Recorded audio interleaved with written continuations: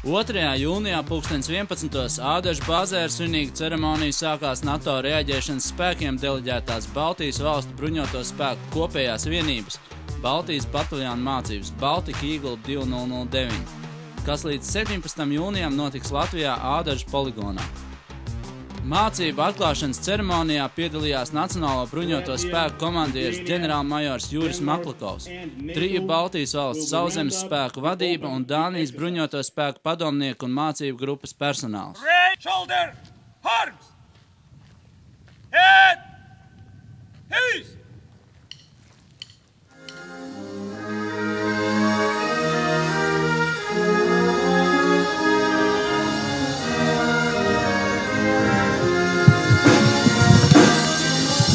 Kā jūs ziniet, gan Latvijai, gan Lietuvai, gan Igaunijai ir saistības ar NATO par piedalīšanos NRF nākošā gada sākumā. Un šīs saistības pagaidām viņas neviens nav noņēmis, tāpēc mēs turpinām tajā pašā garā un tajā pašā režīmā, kad tas bija ieplānots, un no šodienas, kad notika oficiālā atklāšanas ceremonija līdz 17. datumam, notiks arī bataljona mācības.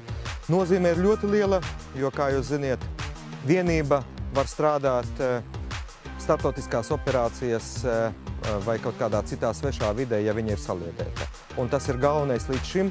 Šīs rotas tika saliedētas un izgāja apmācību rotas līmenī. Šīs mācības notiek bataljona līmenī, kad bataljons tiek saliedēts kā viens kopums, kad viņi izprot un saprot to, ko viņiem dod, kādas komandas dod, saprot štābs, saprot paša bataljona personāla sastāvs. Mācības ir plānojuši Baltijas valsts sauszemes spēku komandieri. Aptuveni 1100 karavīri piedalīsies mācībās, kur mērķis ir pārbaudīt bataljonu kaujas gatavību dalībai NRF. Latvijas bruņotos spēkus mācībās pārstāvēs vairāk nekā 500 karavīri.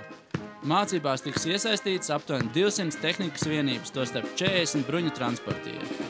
Mācības Baltika Eagle 2009 izmaksās 148 000 latu, no kuriem aptuveni 40% Lietuva un Igaunija atgriezīs Latvijai uzreiz pēc mācībām.